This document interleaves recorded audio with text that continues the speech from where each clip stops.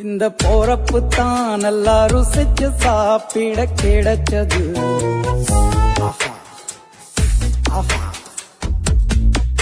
அத நினைச்சுத்தான் மனோ உலகம் முழுவதும் பருக்குது. அட சுட சுட அட சுட சுட அந்த மதுர மல்லிப்பூ இட்லியே மீன் குழம்புல கொஞ்சம் போரட்டி இந்த போறப்பு தான் நல்லா ருசிச்சு சாப்பிட கிடைச்சது.